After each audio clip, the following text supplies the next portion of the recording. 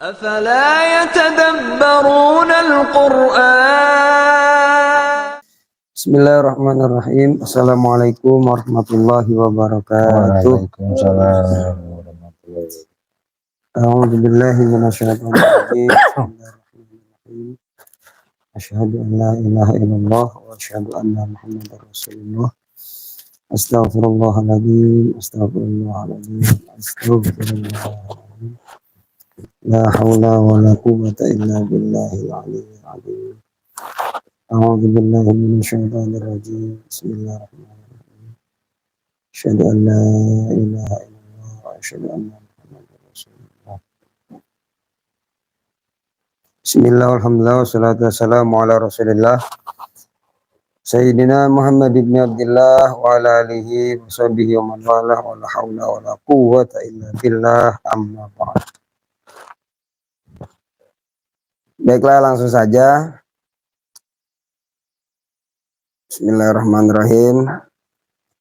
Saya akan membacakan Al-Quran surat Al-Isra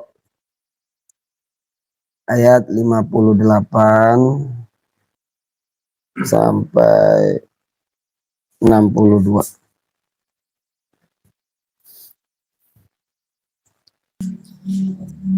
A'udzu billahi minasy syaithanir rajim. Bismillahirrahmanirrahim. Wa in min qaryatin illa nahnu muhlikuha qabla yaumil qiyamah.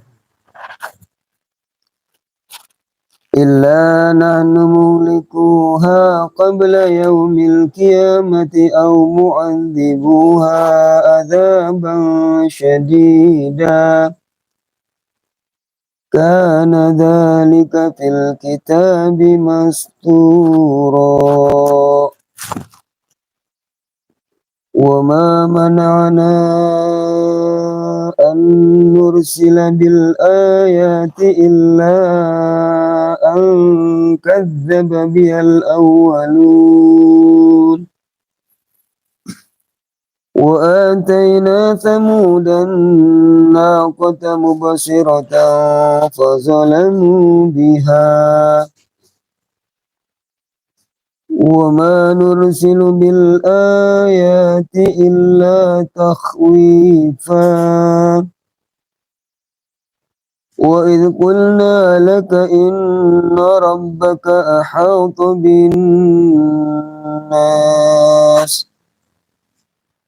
وما جعلنا الرؤيا التي أريناك إلا فتنة للناس والشجرة الملعونة في القرآن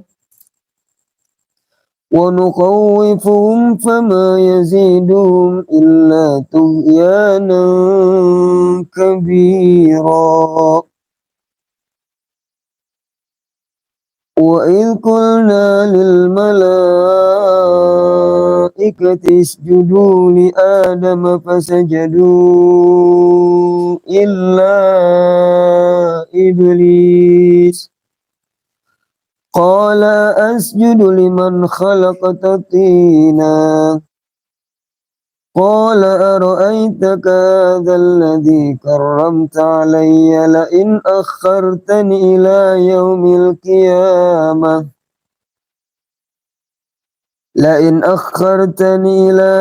القيامة لأحتنكن ذريته إلا قليلا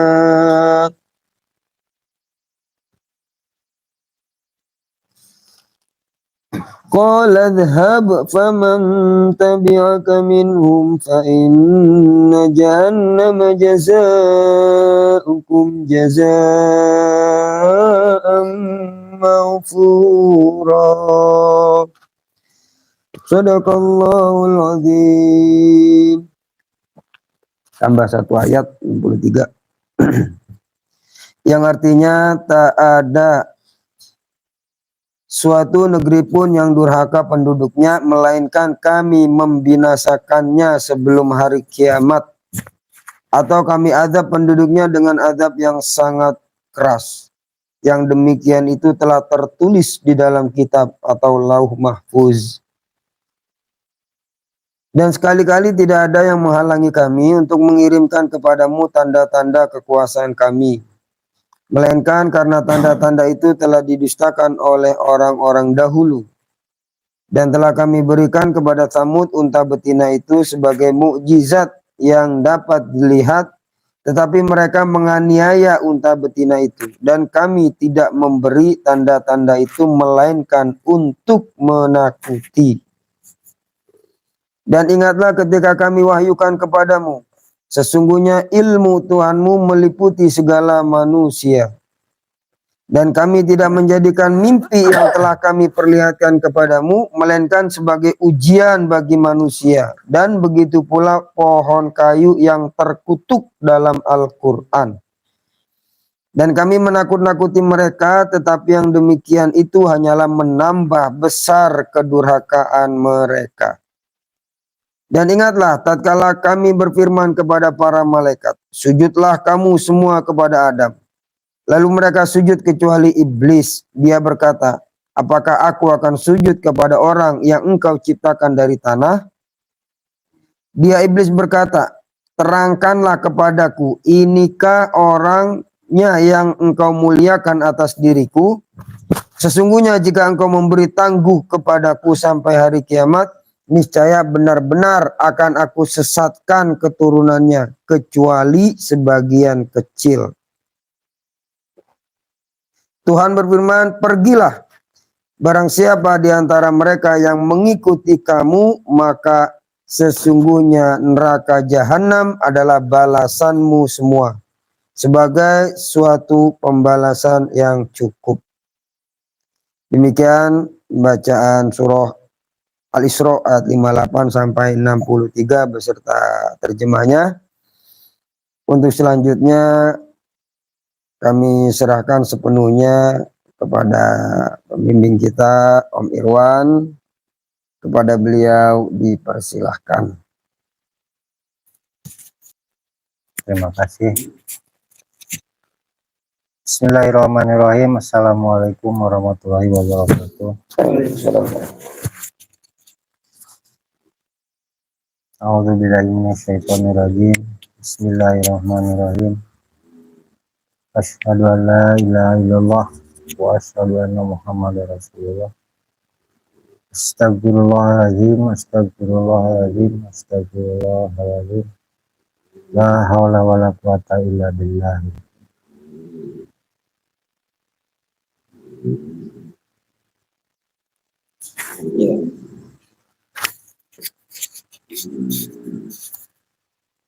Alhamdulillah alladzi anzala ala abdihil kitaba wa lam yaj'alahu iwaja.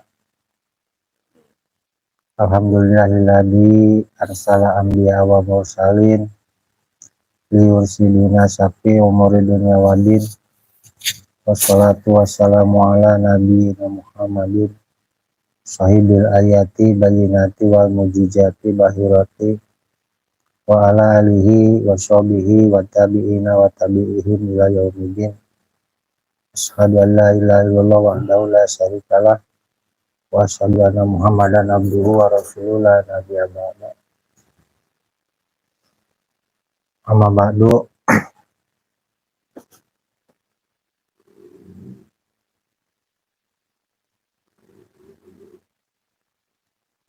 Mukadimah saya idem aja dengan apa yang disampaikan oleh Pak Usman.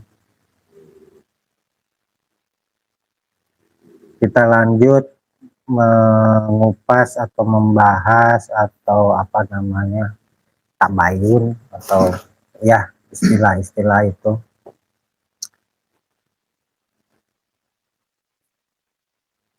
Melanjutkan kupasan kemarin bab rahasia maut. rahasia maut, sampai ke sekarang masuk ke F, sakaratul maut. Kemarin sedikit demi sedikit sudah kita macam-macam maut. Sebelumnya ke sakaratul maut, kita perlu juga mengidentifikasi maut itu sendiri, yaitu diantaranya penyebab maut, tempat kematian atau penyebab kematian, tempat kematian, waktu kematian, dan keadaan kematian.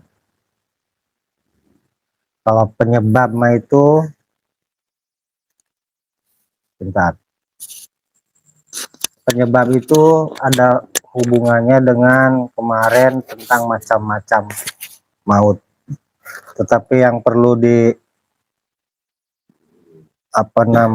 digarisbawahi bahwa kematian itu baik tempat, baik penyebab maupun waktu dan keadaannya itu semuanya berhubungan dengan qada dan qadar, lantaran qada-qadar atau ketetapan yang tidak bisa dirubah, diganggu gugat. Kewenangan Allah, ketetapannya tidak bisa dimodifikasi. Kalau tentang yang ini,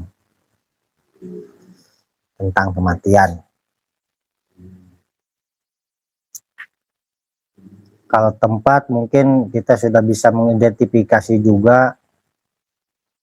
Selain qada-qadar juga ada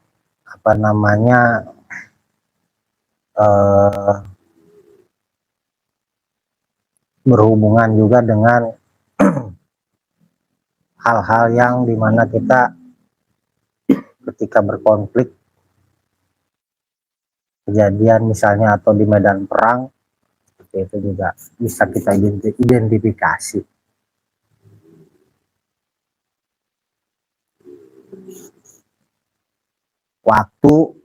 Waktunya itu siang malam, pagi, sore, setiap detik mengintai. Nah, ini yang tentang keadaan maut atau keadaan kematian berdasarkan qada-qadar yang agung maha suci Allah. Maut akan dialami dalam keadaan apapun, seperti keadaan sehat, keadaan sakit, keadaan sempit, keadaan lenggang, keadaan lapang, sedang bahagia, sedang sulit, sedang untung, sedang rugi, keadaan pikun, usia muda, usia tua, dan seterusnya. Itu yang ya, kalau identitas maut semua orang atau ya semua orang ya bisa mengidentifikasi. Waalaikumsalam. Bisa mengidentifikasi.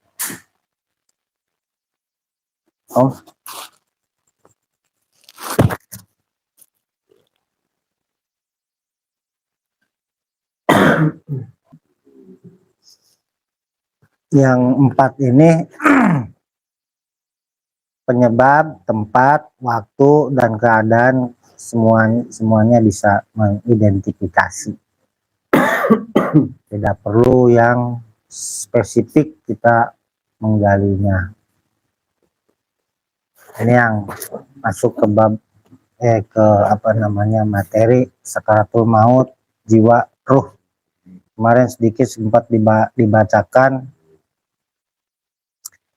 Dalam sakaratul maut terdapat tanda suatu ciri yang menyatakan gambaran akhlak serta amal manusia.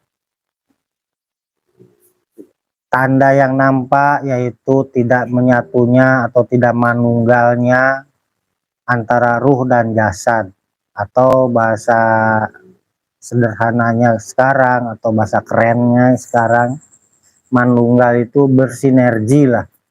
Jadi biar nggak terus-terusan kita itu terpuruk dengan kata manunggal ini rancu gitu, yang sudah-sudah yang sudah manunggal itu seolah-olah antara gula dan kopi gitu bercampurnya, padahal kan nggak harus seperti itu.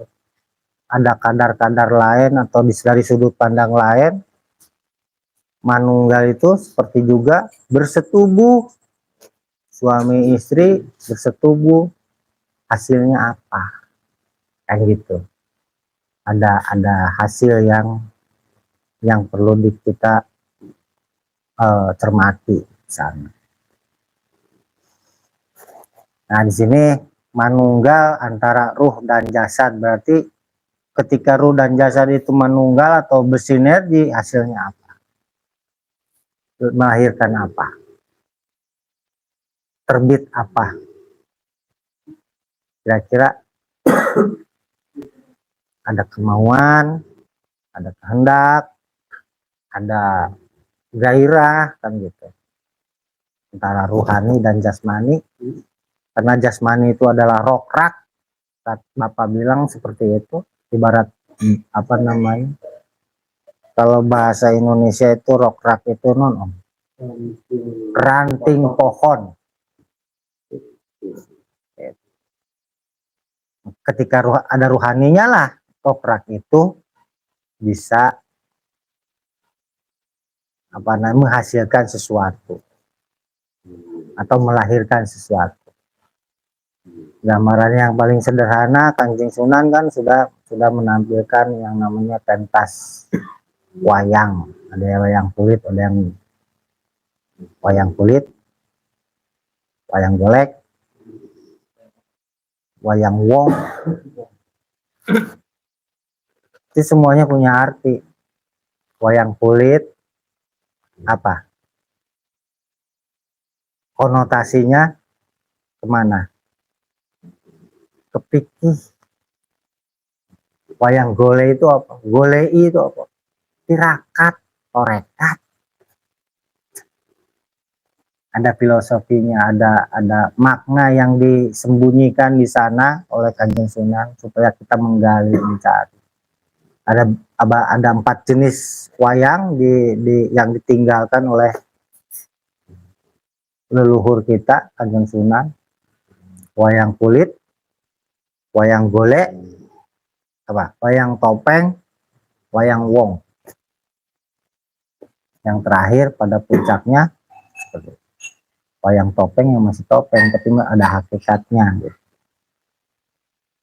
Geraknya sudah tidak digerakkan kalau itu mah ya. Kalau yang wayang golek masih digerakkan, ada dalangnya gitu ya. Ya itu lebih cermat lagi lah. Kita sedang tidak membahas itu. Tapi poinnya itu, antara ruh dan jasad itu harus bersinergi. Keinginan ruh apa, kadang-kadang ya jasad atau fisik, jasmani tidak bersinergi. Nah disitulah yang disebut maut, juga bisa disebut maut. Salah satunya tidak bersinergi. Contoh paling sederhana, ketika pengen ngegaruk, ini kram, ini pengen digaruk, nah itu tidak bersinergi. Ini yang paling dekat. Contoh yang paling dekat di diri kita gitu. Ketika stroke misalnya yang paling gampang kan kita melihat contoh dari situ kan.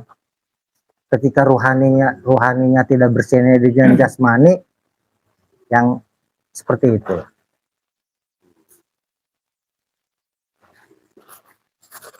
Gitu. Jadi ada kadar ruhaninya tidak bersinergi, ada keinginan kuat pengen menggaruk, itu nggak bisa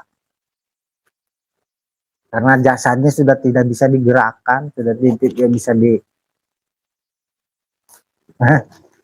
kayak gitu. Ngeri kan? Maka ketika roh dan jasad, sukma dan amal berpisah, itulah tergantung pada kepercayaan, keyakinan, kecintaan. Termasuk pada perkara yang dicintai atas perbuatannya, tingkah lakunya, bahkan ilmunya sesama hidup. Saya ulangi, maka ketika ruh dan jasad, sukma dan amal berpisah, itu tergantung pada kepercayaan, keyakinan, kecintaan. Jadi kembalinya ke sana, kembalinya ke kecintaan, kembalinya ke keyakinan, kepercayaan di awal. Awalnya mempercayai pohon, kan itu kemarin sudah dikupas sedikit.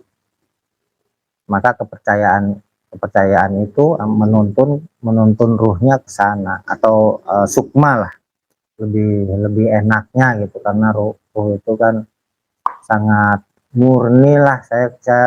Kita nggak bisa menuduh gitu kan, seperti itu. Karena penjelasan para ulama juga, yang namanya ruh itu kembali kepada yang sang pemiliknya. Maka sukma ini atau wadah amal, sukma itu wadah amal, sukma dan amal, nah sukmanya itu akan seperti itu. Atau kemarin kita ceritain juga, kalau kita mencintai sesuatu atau hobi lah, hobi main bola, hobi apa, malah nggak kelihatan. Jangan dulu, nanti ketika sudah ajal menjemput, yang tinggal beberapa detik lagi, beberapa menit lagi, waktu tidur aja kelihatan kan, ngigonya, sepak terjang,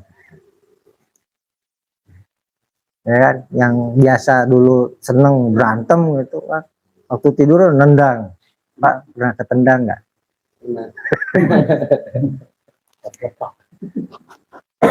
Kan kayak gitu.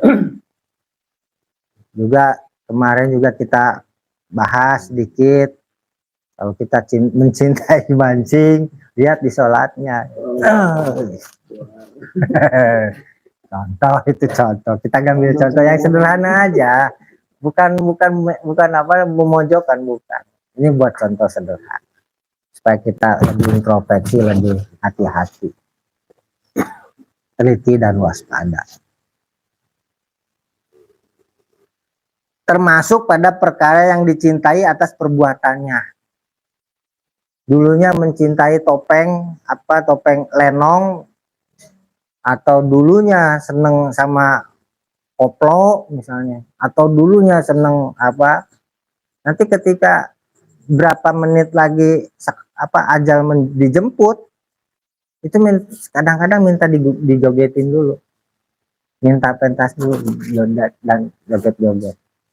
Ya kalau pengen ini sih, pengen bukti gitu, main di rumah sakit lah yang lama, setahun 2 tahun, perhatiin siapa yang sudah dekat dengan ajalnya, perhatiin. Itu ada keinginan pengen dinyanyiin, ada keinginan pengen di kalau dulunya apa perbuatannya atau seneng menari, ya pengen ditariin, atau dia pengen menari dulu, senang bersolek dulu. Bahkan ilmunya semasa hidupnya. Itu. Firman Allah dalam Al-Quran surat Qaf 19. Wajaat sakratul mauti bil haq, dzalika ma kunta minhu tahir. Dan datanglah sakaratul maut dengan menampakkan kebenaran sejati sebenar-benarnya. Sementara itulah yang dahulu hendak kamu hindari. Kita menghindari sakaratul maut kan. Itu kita pengen tahu apa sih sakaratul, apa sih itu maut, apa sih ini, apa. Pengen tahu semua informasinya selengkap-lengkapnya. Karena memang kecenderungan manusia sejak awal, sejak dilahirkan, kecenderungan manusia itu pengen banyak tahu. Tetapi ketika datang barangnya atau datang kebenaran sejatinya, gak siap. Gak siap saudara-saudara. Gak mau tahu. Mau tahu. Surat Al-Hijr ayat kemarin berapa? Ayat 6, ayat 5. Ayat 5. Justru malah ketika itu kita seolah-olah menghindari di sini, seolah-olah apa? Lebih seneng hidup di dunia gitu. Nah, kalau bisa mah gue umur panjang. Kalau bisa mah saya nggak usah umur panjang. Kalau bisa, saya pribadi, karena apa? Semakin lama umur usia kita, semakin riweuh diri kita, ngariweuhkeun orang keluarga. Ada di Tibet itu, atau di, ya katakanlah Tibet, di TikTok pernah lihat saya, usia 100 sekian tahun, duit masih diumpetin di bawah bantal, padahal anak cucunya minta uang itu untuk makan dia, masih dipirit, dikasihin, masih ngurusin duit, badannya udah kurus kering. Coba nanti periksa di TikTok atau di YouTube lah, ada mungkin yang usianya sekian tahun. Lanjut. Oleh karena sesungguhnya nyawa, sukma, ruh, kolbu manusia itu bergumul atau gumulung ngahiji, ya jadi hiji, yang disebut jiwa. Jiwa itu berarti isinya adalah nyawa, sukma, ruh, kolbu. Ini yang bisa di breakdown, yang bisa disebutkan, karena ada hal-hal yang goib yang nggak bisa disebutkan juga. Nyawa, sukma, ruh, kolbu manusia bergumul, gumulung ngahiji yang disebut jiwa. Untuk itu perlu upaya untuk memisahkan, memurnikan kadar masing-masing sifat yang bergumul dalam jiwa. Sebab mereka itu dapat melahirkan dosa perdosaan jika tidak dimurnikan. Seperti itu. Di surat Al-Baqarah ada, di surat Al-Isra tadi yang dibacakan ayat berapa Pak Ustadz? 58. Yang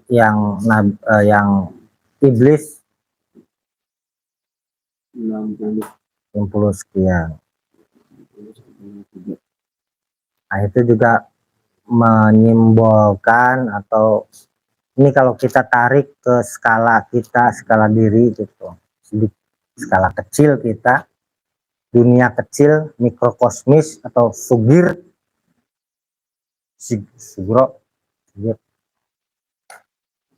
Nah, di situ akan menjadi yang namanya jahanam. Karena ini bergumulnya nyawa, sukma, ruh, kolbu, saling memiliki peran masing-masing, menunjukkan menunjukkan kehebatannya masing-masing. Kalau bahasa nenek moyang kita dulu, hana caraka data sawala, hana wonten hana caraka, wonten utusan caraka data sawala, gowo sing data, bawa data. Sawala itu perselisihan, masing-masing membawa data. Udah kita tahu lah bahwa konsep data itu termasuk yang akan membuat perselisihan. Itu bahasa nenek kita lah dulu. Hana itu ono wonten hana caraka itu utusan.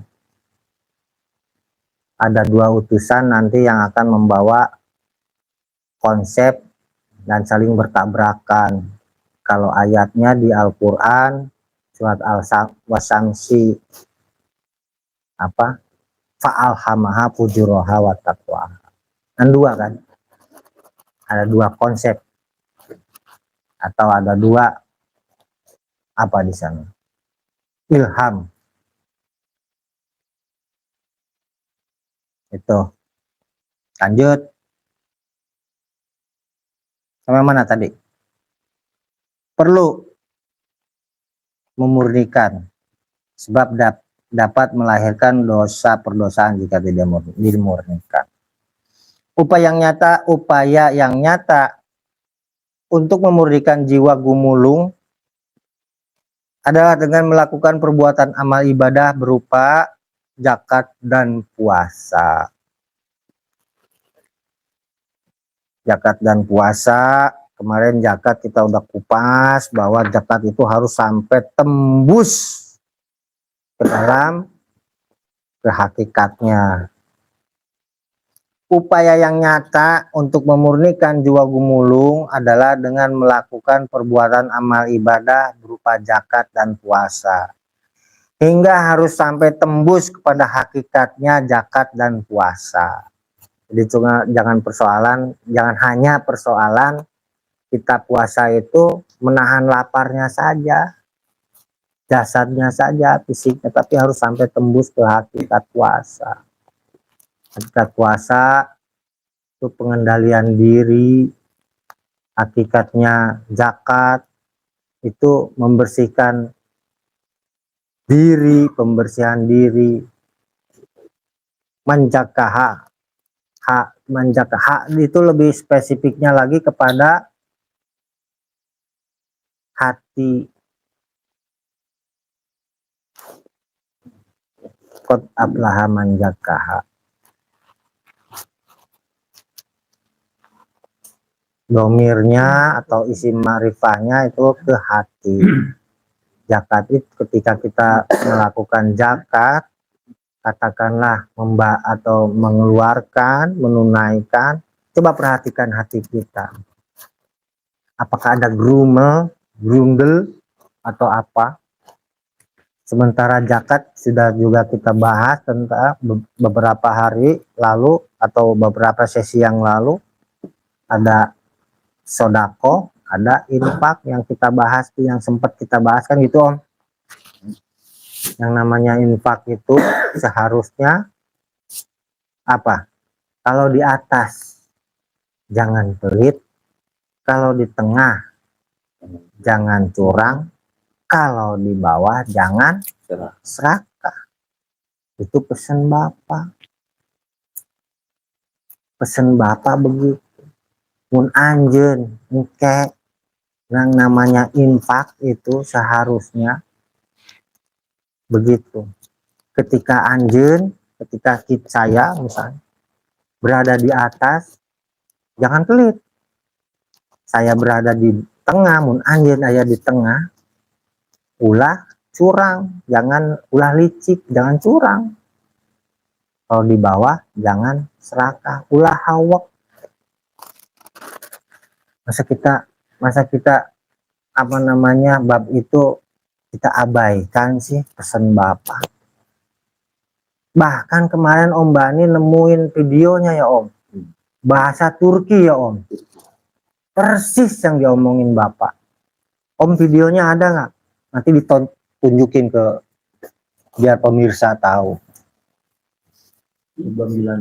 Sebelum dilanjut tampilkan slide-nya. Silakan.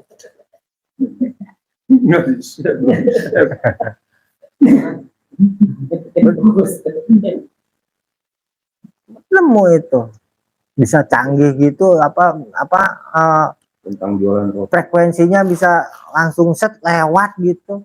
Apa yang kita bahas tempo hari tentang zakat infak.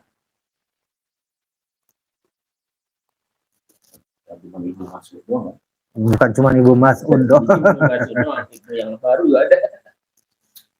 Kayak gitu. Sedekah itu apa? Sidik dulu, sidik heula jeung diri anjeun. Sidik itu apa sih? Jelas nyata apa yang kita terima itu di surat Al-Imran apa? Baina yadaihi wa anjala taurata wal injil wal furqan. Sidik heula perkara itu. Sidik dulu. Sidik itu jelasnya mun bahasa Sunda sidik naon dang. Kudu sidik eta teh. Nah, harus jelas. Kalau di Sunda jelas nyata. Istilah sidik di Sunda dengan istilah sidik di bahasa Indonesia sedikit berbeda. Kalau sidik di bahasa Indonesia jujur, tapi sidik di bahasa Sunda jelas nyata. Kudu sidik heula segala rupa ge. Jadi harus jelas nyata dulu. Maka musodiko itu memvalidasi. Saya ngambil dari bahasa Sunda, sidiknya bahasa Sunda. Artinya maksudnya gini, yang sudah diserap di dalam ke bahasa Indonesia, sidik itu bahasa Arab, tapi terserap ke bahasa Indonesia, ke bahasa Sunda dan bahasa Indonesia. Tapi di bahasa Indonesia memiliki arti yang sedikit berbeda dengan bahasa Sunda. Selain jujur di bahasa Sunda itu, dia harus jelas nyata dulu apa yang kita terima, dirasain, terasa. Jadi kalau musodiko lima bayina yadaihi wa anjala taurata wal injil, itu harus tahu dulu hukumnya apa yang kita terima. Karena Taurat itu isinya hukum-hukum, kisos, hukum-hukum. Dan Injil itu isinya nasihat bagaimana cara melakukan hukum yang ada di Taurat. Itu yang berdasarkan Al-Quran. Berdasarkan Al-Quran, Injil yang berdasarkan Al-Quran, penjelasannya seperti itu. Kalau Injil yang di luar, kita nggak ikut campur. Tetapi kita kan sedang menggali atau mengkaji lebih dalam tentang Al-Quran. Maka apa yang ada kata di Al-Quran itu Injil termasuk, yang maksudnya ke sana. Bagaimana tadi apa? Taurat itu hukum-hukum, Injil itu nasihat, bagaimana supaya bisa melaksanakan hukum itu sehingga nanti menjadi furqan. Nazala alaika kitaba bil haq bisabiqo lima baina yadaihi wa anjala taurata wal injil. Kalau nggak salah, coba saya kadang-kadang sering salah, sering keceletot udah. Bismillahirrahmanirrahim. Allahu la ilaha illa huwal hayyul qayyum. Nazzala 'alaikal kitaba bil haqqi musaddiqan baina yadayhi wa anzala at-taurata wal injil min qablu hudan lin-nasi wa anzala al-furqan. Kan gitu sampai situ kan. Kembali tadi ke zakat, artinya tentang sodako itu sendiri kita harus sidik dulu dengan diri kita. Apa yang kita terima itu apakah layak, apakah tidak, apakah sesuai dengan hukum, apakah tidak. Baina yadai itu nggak jauh-jauh, itu baina yadaihi yang sudah dipeluk, yang sudah dipegang. Kadang-kadang makan aja, makan nih bisa disidikkan ke orang, bisa diperhatiin, disidikin juga termasuk diperhatiin. Itu enggak, udah mau sini bisa jatuh kan. Berarti ada rezeki yang sebenarnya bukan punya kita, yang seharusnya dibersihkan kan gitu. Makan makanan yang udah sampai mulut aja kok bisa lepas gitu loh. Itu sidik heula jeung eta supaya makan yang akan kita makan itu sudah tidak lepas lagi, karena rezeki yang sejatinya itu yang masuk ke dalam diri kita, dalam tubuh kita, sehingga menjadi tenaga untuk jadi untuknya dulu lah, perhatiin juga itu sidik juga itu.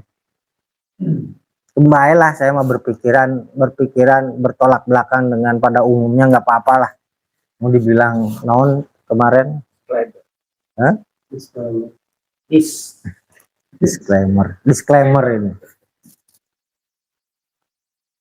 Karena Al-Quran juga menyuruh kita itu harus berpikiran terbalik. daripada umumnya orang. Apa yang namanya? Furqon. Furqon itu kita bisa berpikiran terbalik selain pemikiran orang pada umumnya.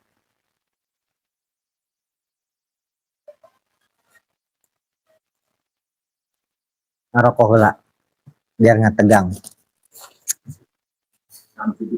Naam Sidik orang Tasik.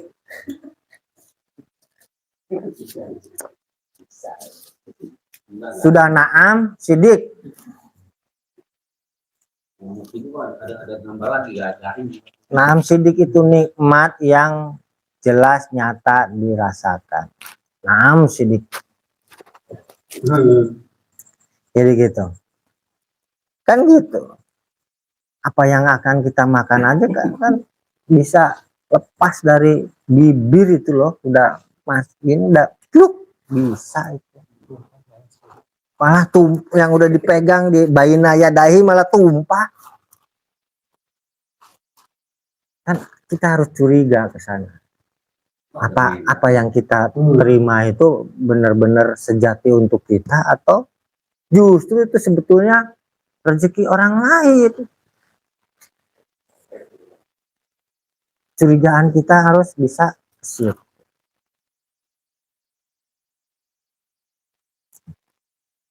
Lanjut, biar nggak terlalu tegang, kayaknya nahan napas semua ini. ada yang jatuh. Yaitu dengan menekan akibat yang bakal muncul dari sifat-sifat yang bergumul dalam jiwa tadi.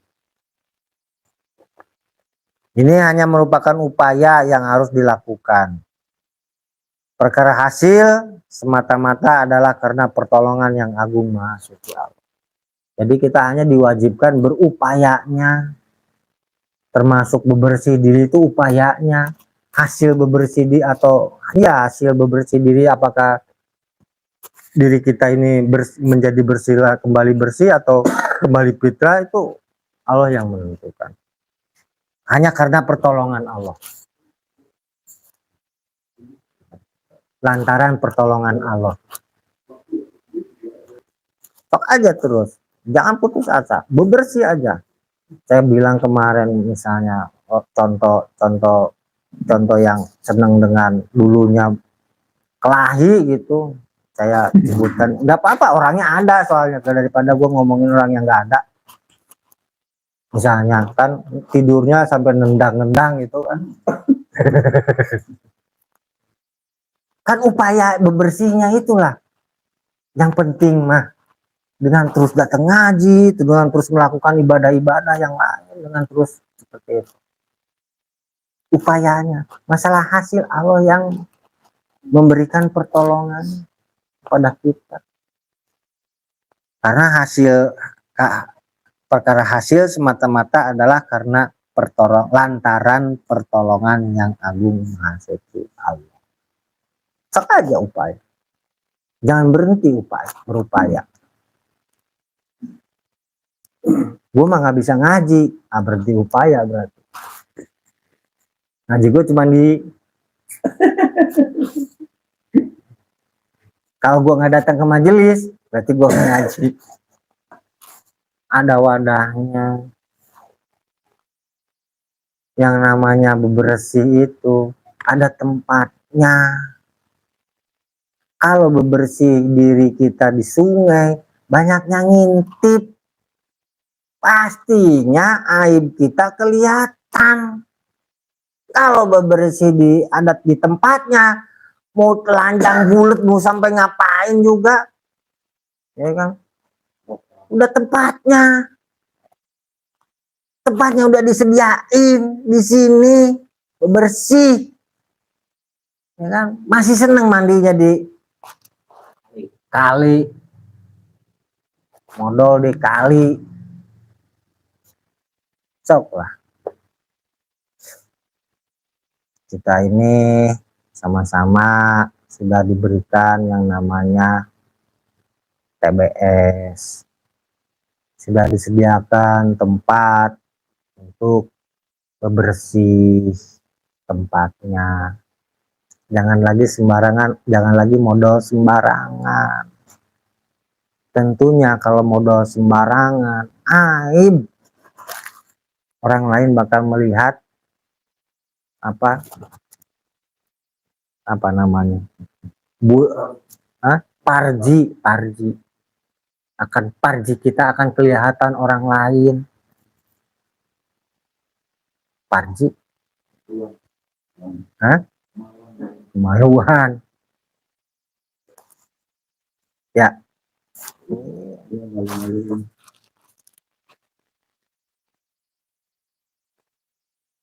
Tolonglah. Itu juga pesan Bapak, klarifikasi lah. Pesan Bapak. Kalau bab zakat yang sesuai pada tempatnya, ya di sini. Puasa, ya di sini. Puasa apa? Tadi apa hakikatnya? Hakikat puasa apa? Mengendalikan diri selain menambah yang kotor. Pengendalian diri. Maka ketika dengan sama-sama ikhwan itulah harus mampu mengendalikan diri. Karena sudah wadahnya di sini. Filosofinya, kalau sama-sama beras, sama-sama gabah, itu nggak mungkin digiling dengan jagung. Inilah tempat penggilingan untuk membersihkan bergabah supaya menjadi beras.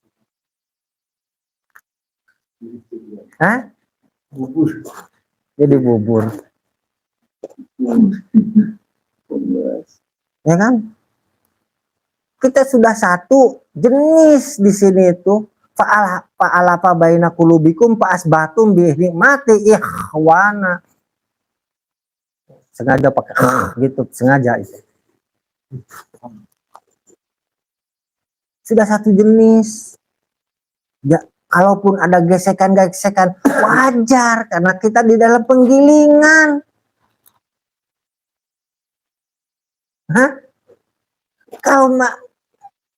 Kalau seandainya ada gesekan terus mental keluar dari penggilingan, ya gabah lagi lah.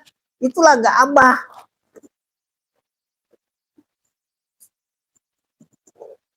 Ya. Nggak jadi beras. Nggak akan manfaatnya dapat ditemukan. Sulit gitu. Bukan nggak akan, sulit menemukan manfaat kalau masih gabah. Sehingga supaya jadi beras. Kalaupun nanti di dalam penggilingan ada yang menjadi beras yang molotot, satu butir, ada yang pecah dari satu butir itu menjadi 2, menjadi 3, menjadi 4. Itu mah nanti. Dan semuanya juga ada manfaatnya. Yang beras melotot dimasak menjadi nasi, yang menir jadi tepung. Beras nasi yang dijual beras melotot dengan tepung, mahalan tepung ternyata.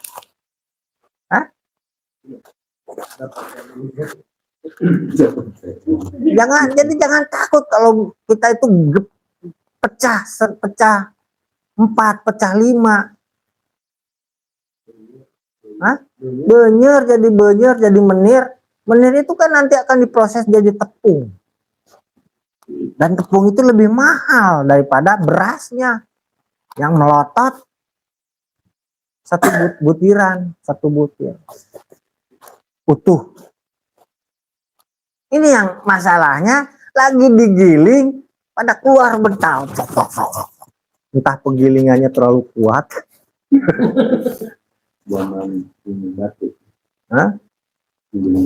Saya ya zaman tumbuk lah. Saya ingatannya zaman tumbuk, bukan penggilingan padi yang sekarang modern.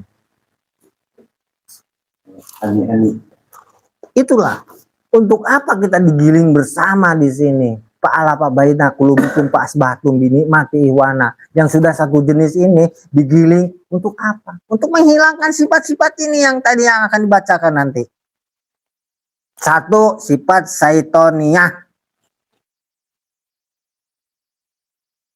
Dua, sifat sabuiyah. Bahimiyah. Sabu bukan sabu-sabu, bukan.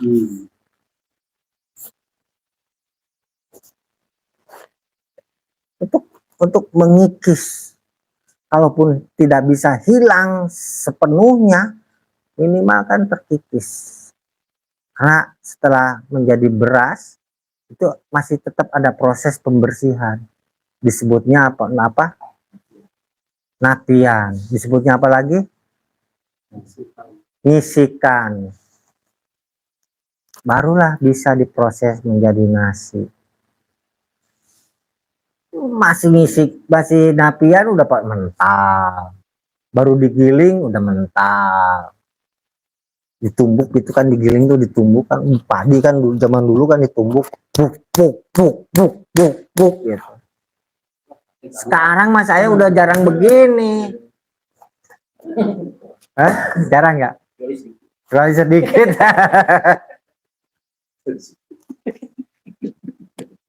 Melarikan dari pukulan. Melarikan dari tumbukan, dari pukulan. Ya jadi gabah lah, tetap gabah lah, nggak bisa diproses selanjutnya. Kalau keburu mental dari lisung, keburu mental itu gabah dari lisung, ya udah bisa diproses. Coba berapa kali pembersihan kita? Filosofinya itu aja dulu deh. Filosofi gabah. Berapa kali pembersihan? Apalagi diri kita. Berapa kali pembersihan? Wajar lah kalau berulang-ulang kita mendapatkan gesekan-gesekan dengan sesama ikhwan. Wajar itu. Ya. Satu, ditumbuk dalam lisung. Tuk itu proses pemberian yang pertama. Yang kedua, tapian.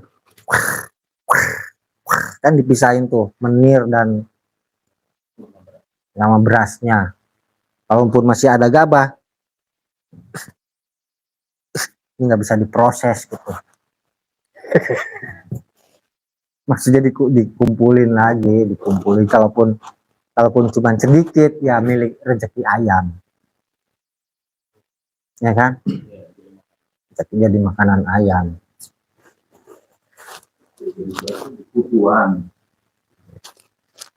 Udah di tapian, ngisikan, dicuci.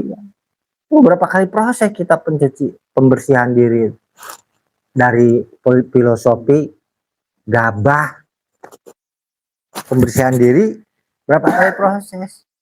Katakanlah 3 kali seperti gabah. Baru sekali ditumbuk udah tadi kemarin purik dan pundungan, epes mer, banyak lembek. Jadi apa yang dibersihkan? Apa yang dimurnikan? Urutan memurnikan sifat yang bergumul dalam jiwa. 1. Sifat syaitoniyah adalah jiwa kesetanan, merupakan jiwa yang bersifat iblis, sifat syaiton yang berwujud atau menjelma manusia. Om, apal om, dedegan jurik, om ano apal, jurik teh siga kurang, terus, nah segede muning, itu bahasa Sunda itu apa? Konotasi buat syaiton atau iblis dan reng-rengan dan rong-rongan. Gede segede urang, segede kan? Kurang. Iya, namun diartikan segede urang kan? Kurang kene. Nah kayak mending segede kuring. Nah.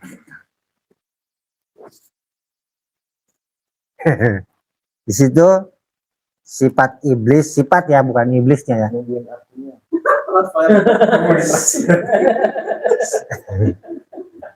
Balikan deh non.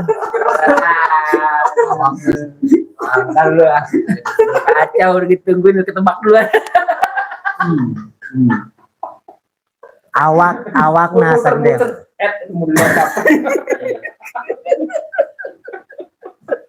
Ada dua energi. Tungguin tadi. Artinya mana begitu saya tahunya.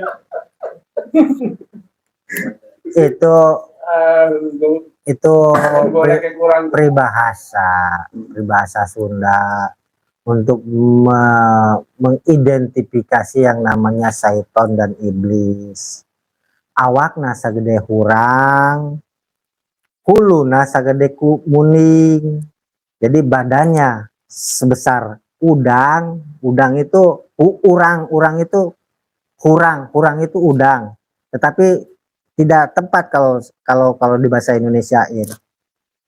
Hurang itu udang, tetapi diplesetin. Sebenarnya badannya seperti sebesar urang itu kita. Ya, saya kepalanya segede munding, segede kuring.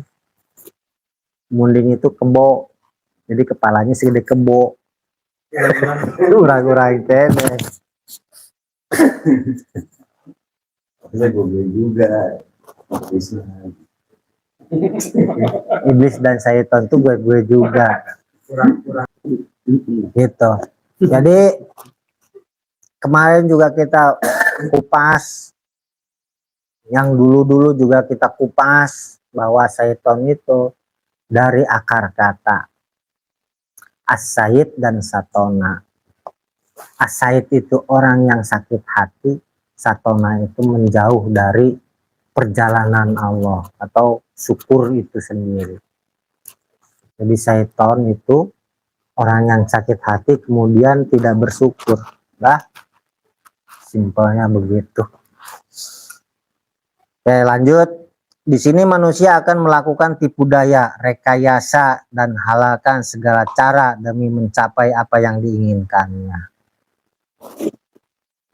Sering melakukan cara-cara yang jahat, disertai kemunculan penyakit batin berupa iri, dengki, hasut, sewenang-wenang, menipu, dusta, dan lebih condong pada perbuatan munafik.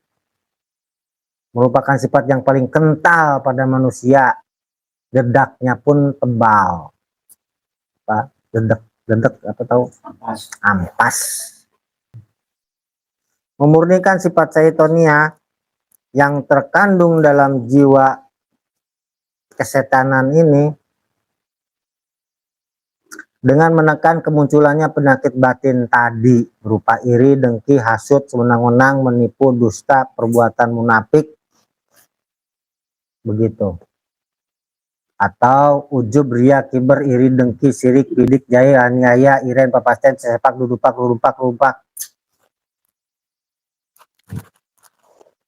Itu bahasa asing lagi. Sering itu bapak tuh panjang gitu.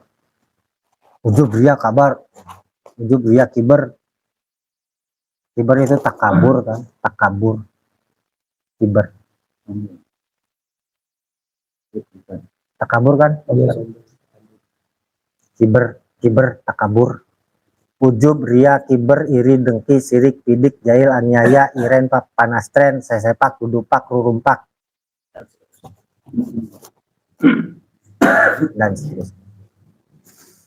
Ditekan. Yang terpenting sebelum ada kemunculannya itu yang tadi disebutkan sirik, bidik, jahil, aniaya, iren, panastren, sesepak, dudupak, rurumpak, kemunculan itu. Jaga hati kita supaya jangan sakit hati. Apapun yang diucapkan orang, perbuatan orang, jangan sampai kita terluka. Bukan sakit hati, sebenarnya hati itu nggak pernah sakit kok. Yang sakit itu egonya. Cobalah perhatiin diri masing-masing. Yang sakit itu egonya, bukan hatinya. Hati itu semurni-murninya hati lah. Kenapa saya bilang begitu? Supaya lo tuh gak pernah liver. Nah, kalau masih punya pikiran sakit hati ya nantinya liver. Egonya yang sakit itu. Ego di mana sih letaknya? Di sini atau di sini? Kalau tadi di surat Qaf, bukan. Surat apa? Pak Ustadz. Al-Isra ayat 60 berapa? Coba bacain lagi. 63. Bacain lagi. Al-Isra 60. Wa'id qala rabbuka lil malaikati itu bukan? Dulu di Adam. Itulah ego yang dimunculkan. 60. Canggih juga nih Saang kadang-kadang. Bismillahirrahmanirrahim. Tapi kadang-kadang. Ya terus. Taruh. Inilah Saang apa yang dibacakan sesuai dengan ini. Bismillahirrahmanirrahim. Wa izqulna laka inna rabbaka akhata bin nas. Oh, bukan. Ini. Terus. Diulangi. 61. Bismillahirrahmanirrahim. Wa izqulna lil malaikati isjudu li Adam fasajadu illa iblis. Qala ahasjudu liman khalaqta tina. Terus. Qala ara'aitaka hadzal ladzi karamta alayya la in akhartani ila yaumil qiyamah la ahtanikan dzurriyyatahu illa qalila. Terus sampai jahat. Qala dahab faman tabi'aka minhum fa inna jahannama jazaukum jazaa'am mafura. Tuh. Yang berada di jahanamnya itu adalah egonya.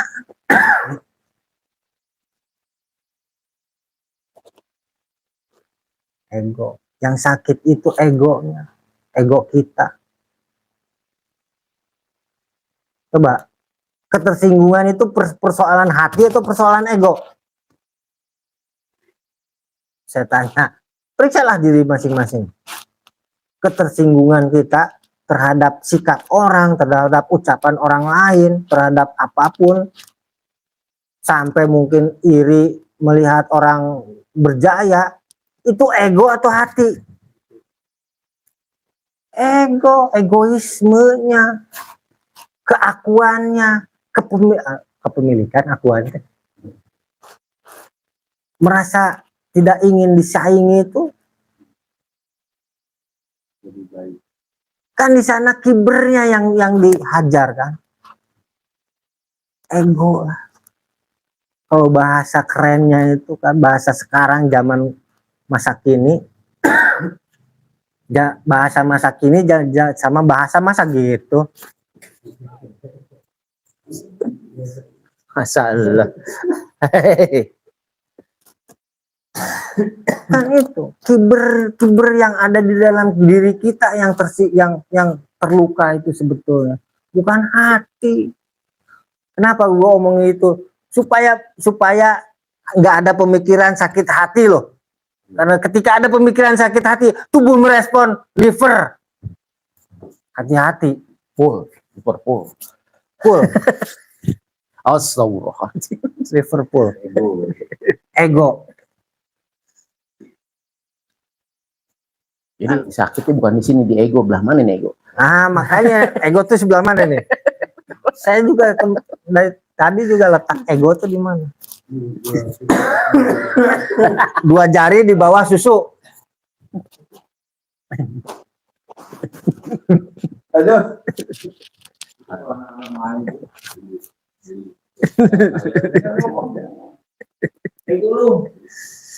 Itu pakai B itu Om.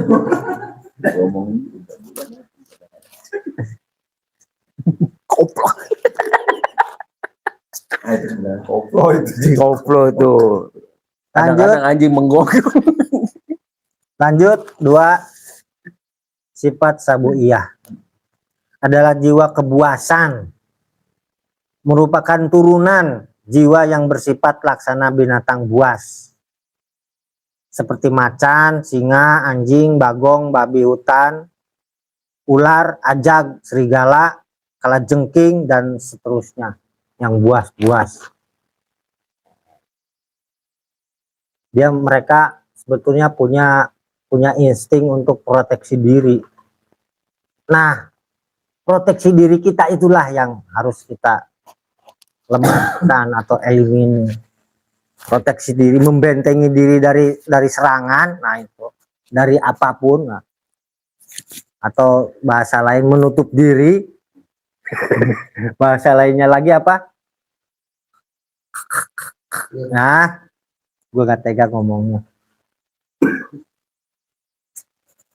Jika sifat ini yang menguasai manusia, akan gemar bermusuhan, berkelahi, suka marah, suka menyerang. Nah, suka menyerang nih. Gemar memburu, suka menerkam, membunuh, menerjang, gemar memaki, sadis, kejam, memukul, dan seterusnya. Jadi binatang buas ini juga sama dengan manusia, punya proteksi otoritas. Mereka itu akan menandai otoritas mereka dengan air liur, dengan air kencing, dengan apapun. Sama nggak dengan kita? Ini wilayah gue nih, lu jangan datang ke sini, kan gitu. Sama itu. Begitu ada yang masuk ke sini, dia akan tadi menyerang, memburu, berkelahi, bermusuhan, proteksi. Datangnya permusuhan, datangnya perkelahian, datangnya penyerangan, pemburuan, menerkam, menerjang, memaki, sadis dan kejam, itu lantaran ada yang melanggar proteksi dirinya, proteksi mereka loh, binatang buas. Binatang buas loh, kita lagi ngomongin binatang buas. Coba kita periksa diri kita masing-masing, ada nggak seperti itu? Memproteksi diri kita terhadap sesuatu, katakanlah ada informasi baru, informasi apa? Baru yang terbarukan, ditolak, didedetin, nih mau nggak ini? Lu nggak gitu, lu tuh ya. Ya, poinnya seperti itu. Poinnya, cobalah kita buka diri kita, selebar-lebarnya dada kita, selebar-lebarnya wawasan kita, supaya tidak ada itu tadi. Apa? Supaya tidak ada permusuhan dan perkelahian dan marah, memburu dan menyerang, menerkam, menerjang. Kalau kita sengaja membuka wilayah kita sendiri masing-masing, wilayah dada dan wilayah sini, insya Allah, kalaupun ada apa yang datang ke diri kita, persoalan apa, akan diterima dengan baik kan, sebagai tamu. Kalau memang sudah diawali dari proteksi diri, punya otoritas, lu nggak bisa masuk wilayah gue, gitu. Disitulah akan ada pemusuhan. Sifat ini di dalamnya terkandung nafsu godob, adalah nafsu yang dimurkai, magdubi, ada di Al-Fatihah itu. Dengan ini manusia dapat menghalau, menolak, bahkan berantisipasi pada sesuatu yang dapat mengancam dan merugikan dirinya. Kemarin gak mau rugi adalah bagian dari nafsu. Ya, Pak Ustadz baca apa itu? Surat kitab ini juga, tapi bab yang lain. Ya? Penyakit batin. Untung rugi manusia, termasuk mengantisipasi dirinya pada sesuatu yang dapat mengancam dan merugikan diri. Contohnya, misalnya, contoh, boleh nggak kasih contoh? Ntar tersinggung lagi.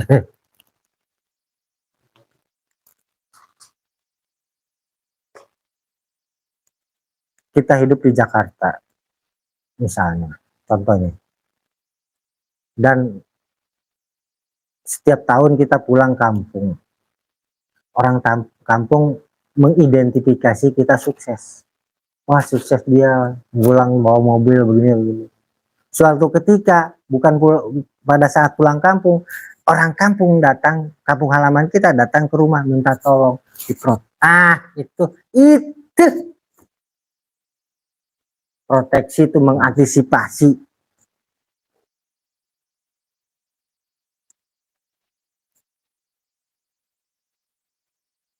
Saya nggak apa namanya, nggak boleh terlalu gamblang lah. Itu nanti maknai masing-masing.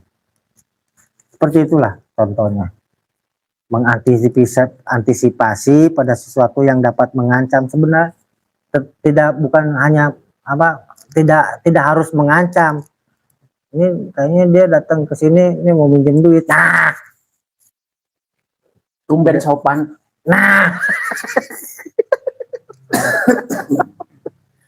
Kayak gitu-gitunya. Gitu-gitunya. Gamblang-gamblang juga. Gamblang-gamblang juga. Itu sabu iya itu. Godom. Dimurkai. Ayaan om. Ya gitu. Mengantisipasi dirinya. Menghalau, membentengi diri serapat-rapat. Dulu almarhum Naam Sidik berpesan kepada anaknya, kalau saudaramu menjadi kaya salah satunya, jangan engkau dekati. Sepertinya saya pegang. Maaf nih. Pesannya itu. Supaya tidak ada ini benturan. Supaya tidak, justru kita yang harus meraba diri ketika salah seorang di antara aranjeun sukses, maka jangan didekati. Perhatikan saja dari jauh. Itu juga ada di buku ini. Ada ya om, pernah baca nggak? Jika anak didik sukses, guru tuduh itu nggak boleh mendekati anak didik yang sukses itu.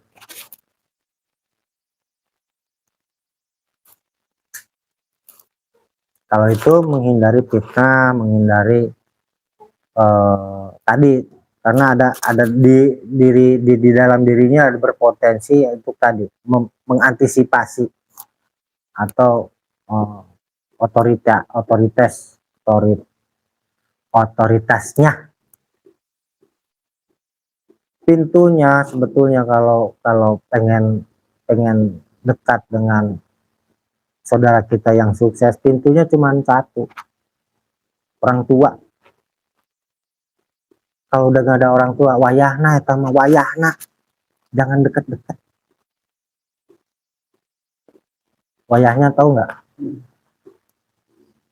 Pintunya ketika melihat saudara kita sukses, pintunya cuma satu, orang tua. Kalau orang tua kita sedang ada dan kita melihat saudara kita sukses, jangan dideketin. Itu pesannya. Kan jembatan, kalau orang tua mah jembatan. Selain pintu juga menjembatani persoalan anak-anaknya. Maka ada pertanyaan, Samsu ada di mana? Kalau ini orang kaya boleh. Ya saya nggak bisa jawab lah, karena ini amanat kan. Dan orang tua saya sudah nggak ada, karena pintunya sudah pintu satu-satunya itu Antisipasi bahasa tadi untuk lo. bisa mengakses ke saudara kita yang sudah sukses hanya orang tua, melalui orang tua. Orang tua kita nggak ada, ya saya jauh lah. Nah itu ada sifat keturunan sifat keturunan bukan, maksudnya apa sih yang paling enak, merasuk lah dari kita mengkonsumsi binatang itu, merasuk ke diri kita sifatnya, sifat-sifat hewani yang buas itu, yang bercakar, berkuku, dan bertaring, sulit bersihkan, sulit sekali itu dibersihkan. Karena ini yang kedua ini, secara susunan, secara kronologi susunannya, urutannya, yang kedua, yang pertama Syaitonia, yang kedua Sabuiyah. Tadi sampai mana? Upaya memurnikan sifat Sabuiyah yang terkandung jika kita mengidentifikasi diri kita sendiri memiliki sifat buas atau Sabuiyah, maka upaya memurnikan sifat itu yang terkandung dalam jiwa si buas ini yaitu dengan cara tepok seliro ngaragap maneh, cek bahasa Sunda ngaragap maneh, ngaragap terus dirabagapan gitu, gal isuknya diragapan ya irung ya teuli ya Jangan kasih tadi. Ngaragaman, tahu diri gitu. meraba diri, atau meraba diri itu introspeksi ya. Introspeksi, bahasa kerennya introspeksi, ngukur awak bahasa Sundanya. Nonde sok apa? Tepo seliro mas. Ono wonten bahasa Jawanya wonten. Tepo seliro. Oke lanjut. Ngaragap maneh tepo seliro meraba diri. Latihannya yaitu harus dapat merasakan dan menjaga perasaan juga beban pikiran orang lain, sehingga ini latihannya ya, latihannya yaitu harus dapat merasakan dan menjaga perasaan juga beban pikiran orang lain, sehingga tidak banyol, enggak itu enggak tidak jahil, enggak itu, enggak ada ditulis saya di sini. Itu tambahan dari gue.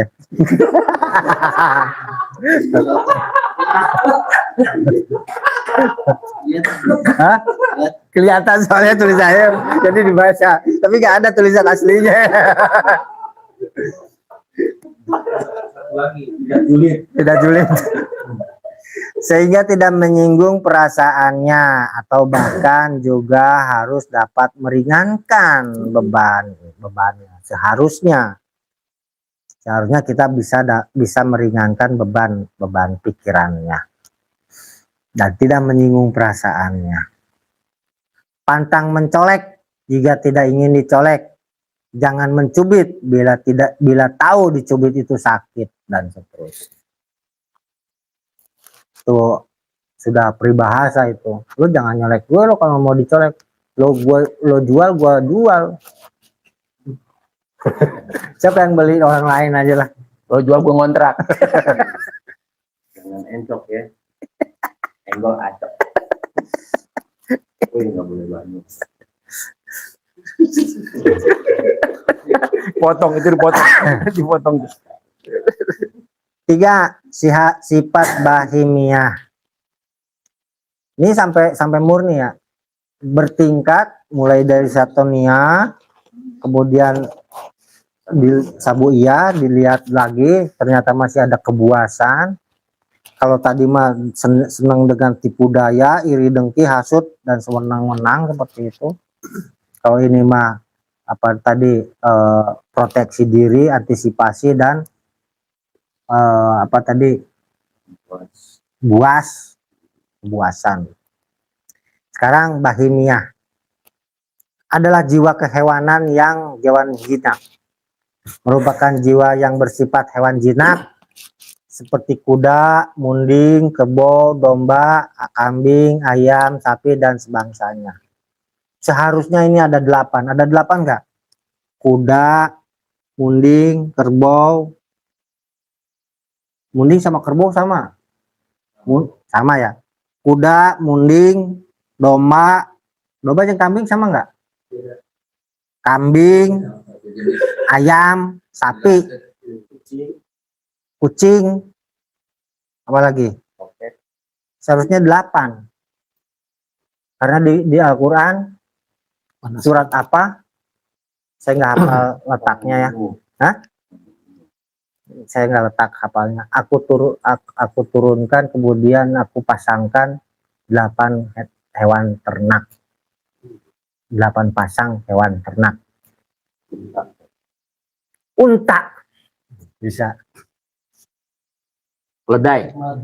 Mak, karena dia cerdas dia. Kalau kita kan berpikiran sebagai bangsa orang Nusantara nih, dia kan ke Arab-Araban nih, Arab maklum. Jadi cerdas, langsung onta. Oh iya. Arab condet nih. Arab condet. Astagfirullahaladzim.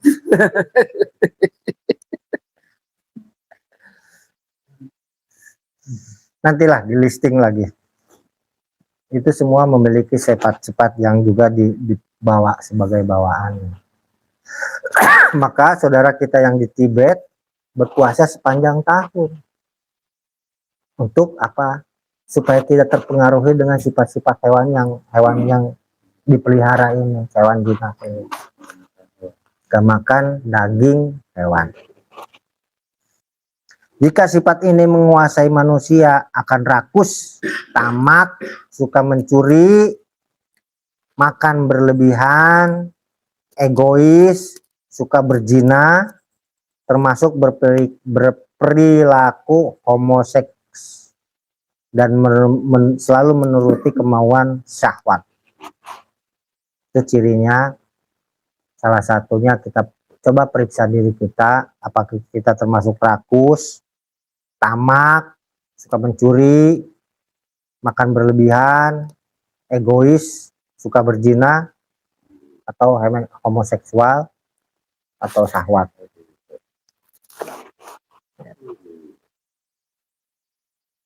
Homoseksual itu apa? LGBT. Gay. Ini bawaan sifat LGBT. Gay-nya gay ya? bahimiyah. Bawaan dari sifat hewan yang bahimiyah. Bahim. Kalau bahimiyah itu ada lagunya. Win. Bahimiyah Rhapsody. Kan ulamanya.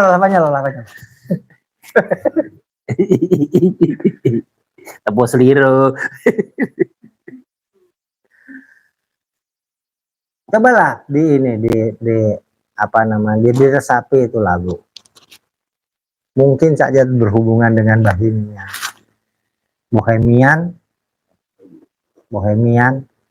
bahasa Inggrisnya Bohemian, bahasa Arabnya bahimiyah.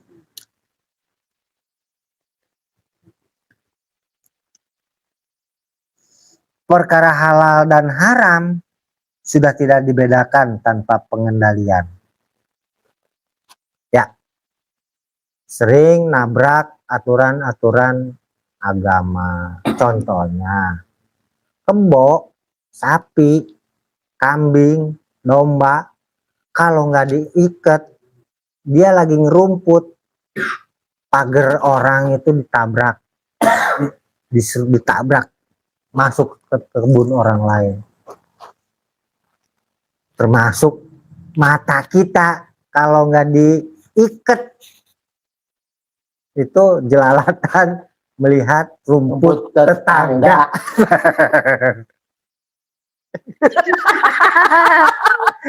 Siapa lu? Rumput Biar nggak ketahuan pakai riben. rumput tetangga lebih hijau dari rumput. Halaman, rumput sendiri. Tangganya nggak punya rumput. Nggak punya pagar. Kita sering nabrak pagar lah, sering ngarumpak pagar. Jadi apa yang dilihatnya lebih hijau itu ada pohon pisang, ada apa, nyatuin aja terus. Pisangnya dibabat, jantungnya ditempel. Tempel. Belum berbuah baru. Seperti dijelaskan di awal, cara memurnikannya dengan jalan zakat dan puasa, hingga harus tembus pada hakikatnya. Firman Allah dalam Al-Quran surat Yusuf ayat 53. Bismillahirrahmanirrahim. Wa ma ubarri'u nafsi inna nafsa la'ammaratum bisu'i illa ma rahima rabbi inna rabbi ghafurur rahim. Dan aku tidak membebaskan diriku dari kesalahan karena sungguhnya nafsu itu selalu menyuruh kepada kejahatan kecuali nafsu yang diberi rahmat oleh Tuhanku. Sungguhnya Tuhanku Maha Pengampun lagi Maha Penyayang. Berdasarkan ayat itu, maka kita jangan pernah merasakan sedikit pun terbebas dari persoalan ini. Kita banyak terpelesetnya. Walaupun kita berusaha atau berupaya sekuat tenaga untuk mengikat mata ini supaya tidak terpikat oleh rumput tetangga, kan tetap terpeleset. Sampai-sampai yang ngobatinnya nanti adalah Abu Nawas. Karena nggak bisa tidur kan, ngelihat betis, nanti Abu Nawas yang ngobatin. Kan Raja Harun Ar-Rasyid gara-gara melihat betis nggak bisa tidur. Abu Nawas lah yang ngobatin. Pulang aja terus Dikasih ceritanya. Gue jadi ngantuk. Gitu. Jadi kita nggak bisa persoalan ini, jangan sampai kita itu merasa terbebas dari nafsu sifat yang ini bahimiyah. Ya sebenarnya semuanya lah, mas, termasuk yang tadi sabuyah dan saitoniyah, kita nggak bisa terbebas. Tapi Allah, karena rahmat Allah lah kita bisa menjaga, mengeliminir, dan karena Allah juga lah Ghafurur Rahim, lebih besar pengampunannya dibanding siksanya, atau dibanding apa Ustadz istilahnya, azabnya.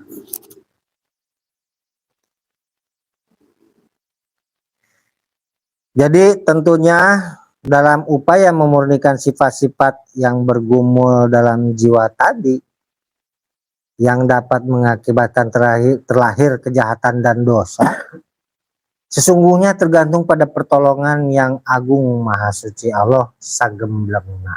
Segemblangnya secara keseluruhan kafah. Sagemblangnya itu secara keseluruhan kafah.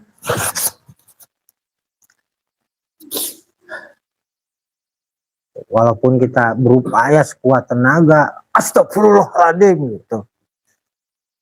Ini wajar nih kalau iya.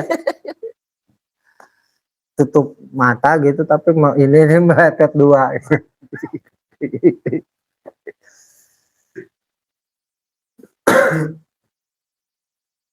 Karena pertolongan Allah lah, karena rahmat Allah lah, karena pengampunan Allah lah, kita bisa dihindari. bisa disebutnya memurnikan. Maka kita mesti berupaya sekuat tenaga memohon kekuatan pertolongan yang agung maha suci Allah. agar dapat menekan dan mengendalikan hawa nafsu yang terkandung dalam sifat-sifat yang bergumul dalam jiwa. Jangan sampai nanti atau mungkin suatu saat kita akan berjumpa dengan jiwa yang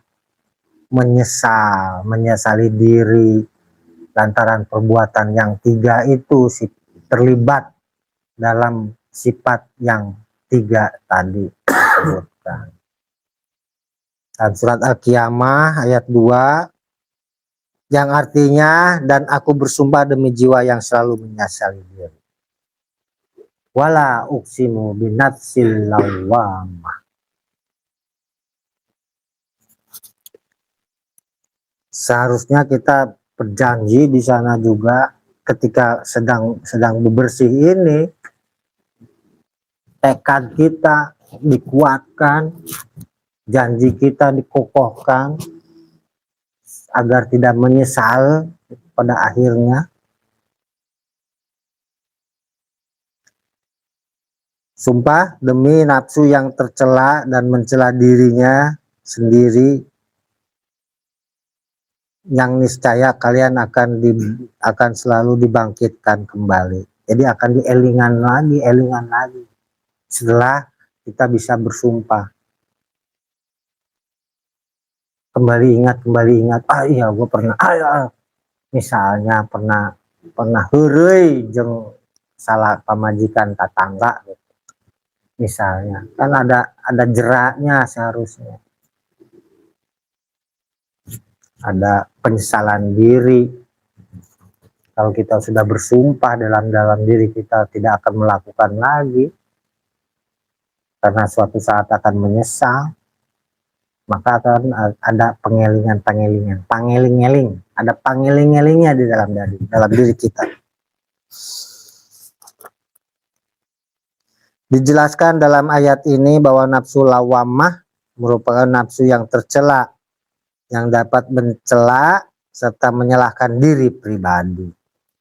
Jelas nyata bahwa nafsu lawamah ini ditujukan bagi orang yang munafik, fasik, nafsu yang hidup enggan, mati pun segan. Jam berapa sekarang? 2:04. Hah?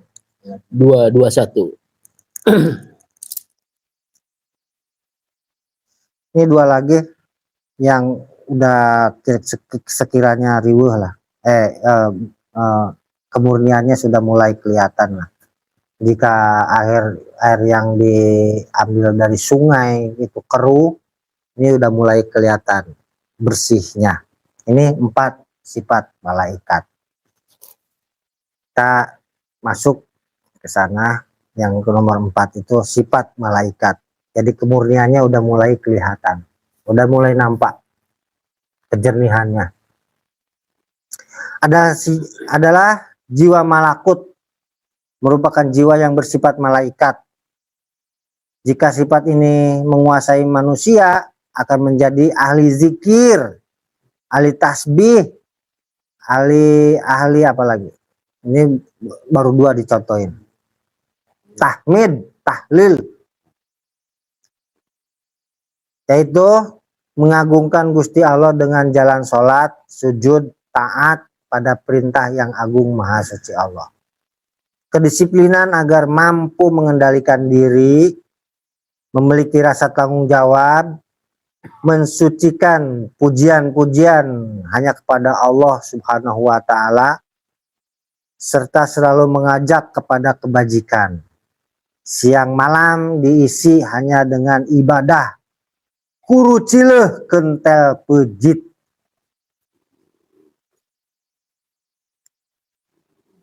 Puasa, tahajud, munajat malam kepada yang agung maha suci Allah. Nah, itu pesan Bapak juga pernah kita bahas. Kita harus mampu huru cileh kentel pejit. Artinya jangan banyak tidur, jangan banyak merem, juga jangan banyak makan. Kentel pejit itu perut itu kempes. Rasulullah sampai diganjel sama batu kental. Pejit itu kan usus besar, usus kecil, usus besar, pejit dalaman perut. Ya, dengan cara puasa, tahajud, munajat malam, seperti itu. Itu bagian dari tirakat kita. Purut cilir kental pejit. Itu sudah mewakili semuanya. Rajin qiyamul lail masuk dalam purut cilir kental pejit. Tinggal kental pejitnya gitu, menahan ya puasa. 5 terakhir, sifat ilahiyah adalah jiwa ketuhanan.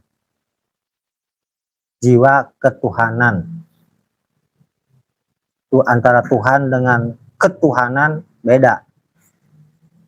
Jangan disamakan antara Tuhan dengan ketuhanan.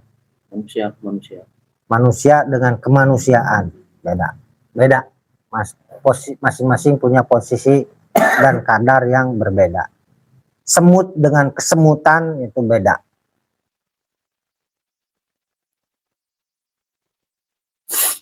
Putih dengan keputihan itu beda.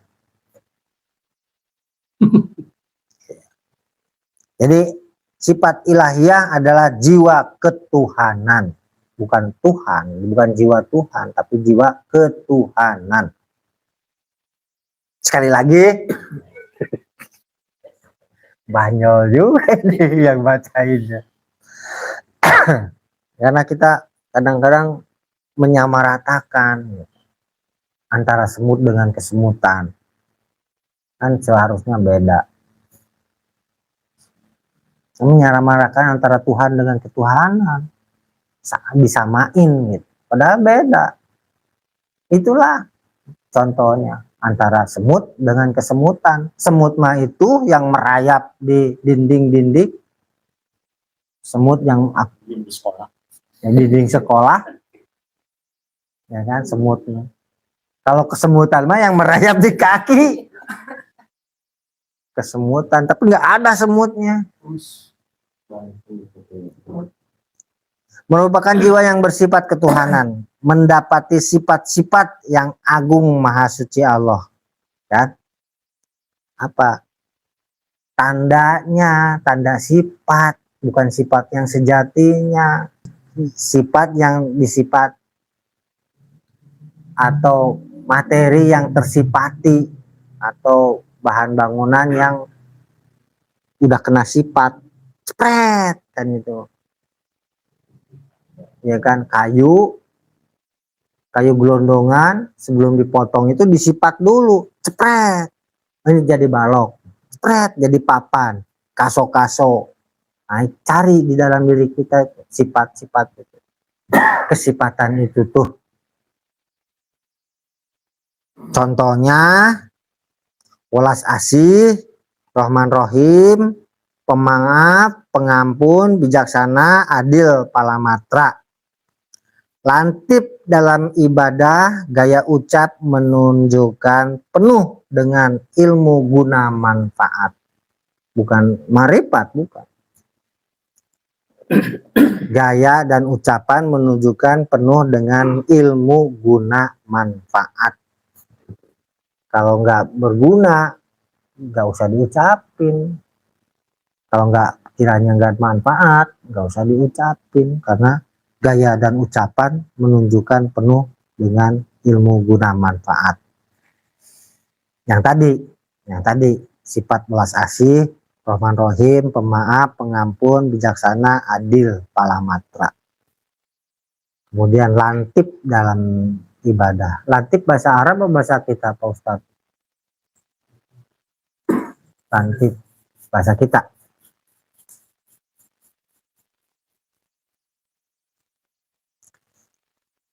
Dalam surat Al-Fajr Allah berfirman ayat 27 sampai 30. Bismillahirrahmanirrahim. Ya ayyatuhan nafsul mutmainnah, irji'i ila rabbiki radiyatan mardiyah.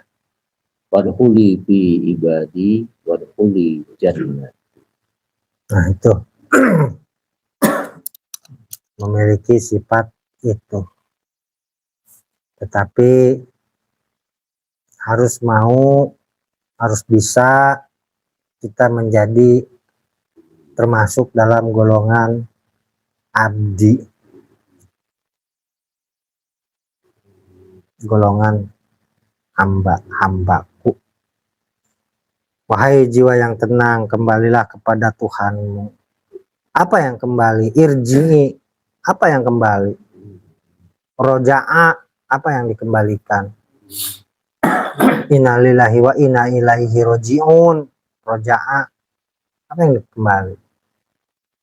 Rojanya, roja, khauf, dan khosyah. Hamba yang kembali kepada tiga itu, fadkhuli fi ibadi wadkhuli jannati. Itulah mereka yang rodiyatan mardiyah, yang akan masuk ke dalam jannah juga.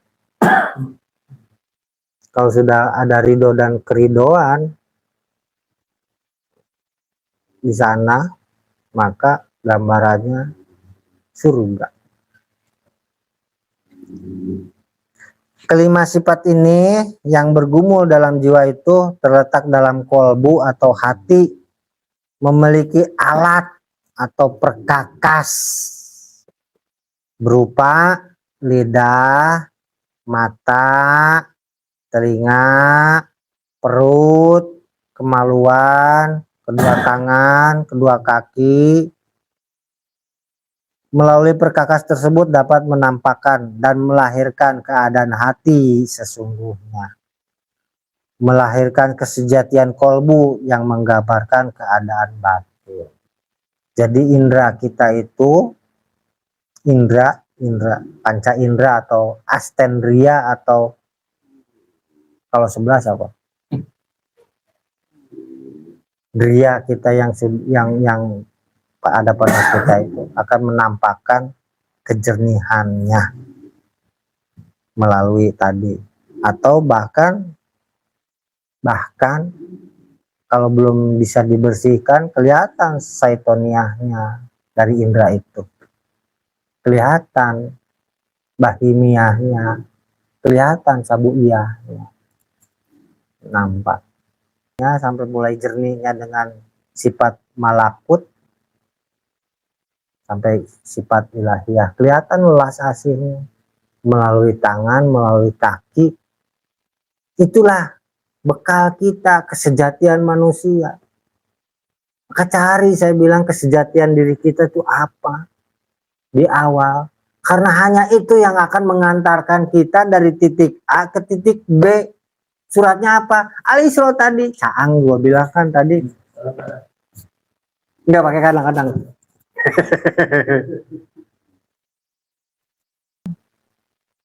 Subhanalladzi asra bi'abdil lailam minal masjidil haram ila masjidil aqsa Bi abdihi. Kesejatian kita cari di dalam diri kita. Hanya lantaran welas asih lah kita bisa sampai ke Wisma Asri. Hanya lantaran tadi apa? Selain welas asih, pengampun. Kalau ada sedikit saja ini di dalam hati kita, sedikit aja yang namanya kecewa terhadap di sini, keadaan kita di sini, gak nyampe orang itu ke sini.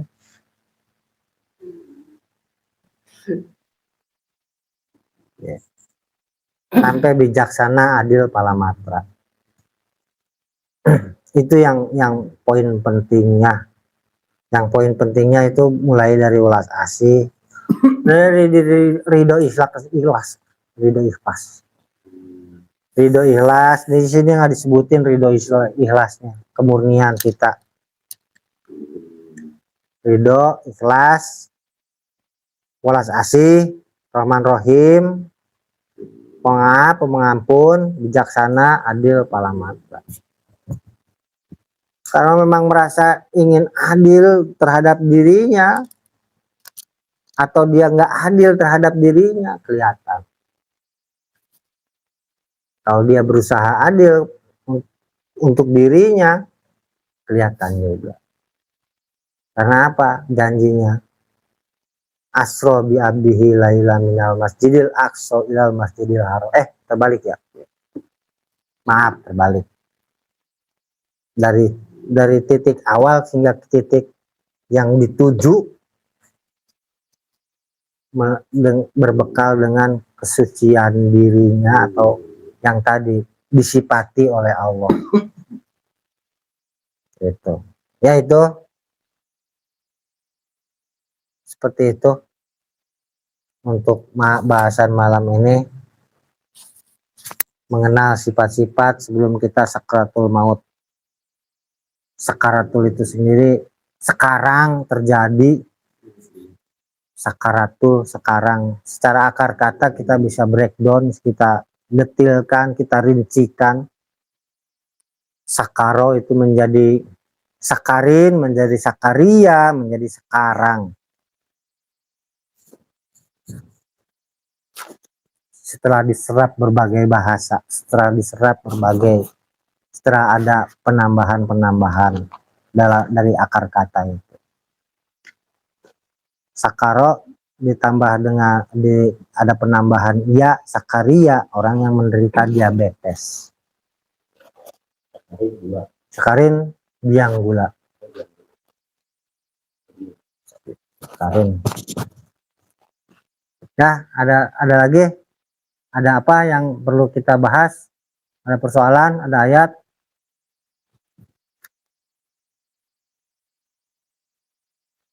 Jam berapa sekarang? Kalau nggak ada kita tutup. Ya, alhamdulillah telah kita ikuti bersama rangkaian acara pada malam hari ini.